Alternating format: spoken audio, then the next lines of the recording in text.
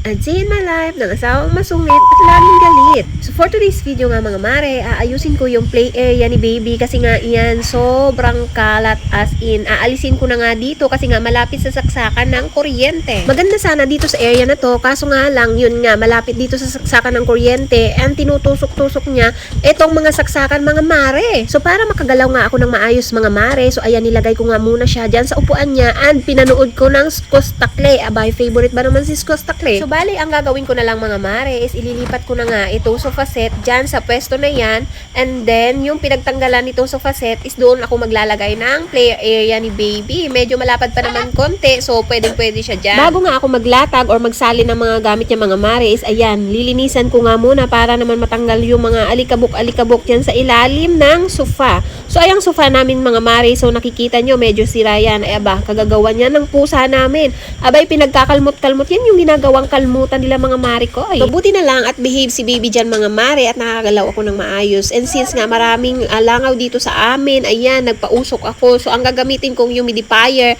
is yung aming plancha kasi nga yung aking humidifier is nasira na mga mare ko. Marami akong essence oil dito mga mare. Merong eucalyptus, merong lavender. Hindi ko alam kung tatalab to sa mga langaw na to na sobrang dami. Hindi ko alam kung bakit, pero tuwing tag-ulan ay ganito talaga dito sa amin. So habang napapausok nga ako mga mare, ayan, sinimulan ko na nga i-map itong area na paglalagyan ko ng playmat ni baby. So ayan na nga, binaba ko na nga lahat ng playmat galing doon sa second floor para naman mailatag ko dito sa gagawan ko ng play area ni baby.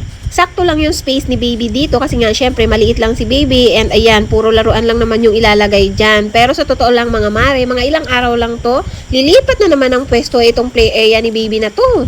Alam nyo naman tayo mga nanay, pag may nakita tayo mas magandang pwesto, ay sige, lipat ng lipat.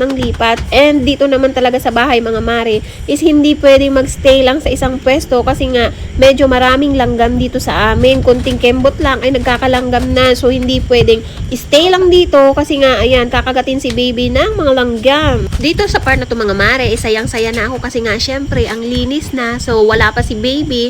So ayan na nga mga mare, nilagay ko na si baby dyan, pero syempre imbis na yung laruan niya ay ako talaga yung hinahabol niya.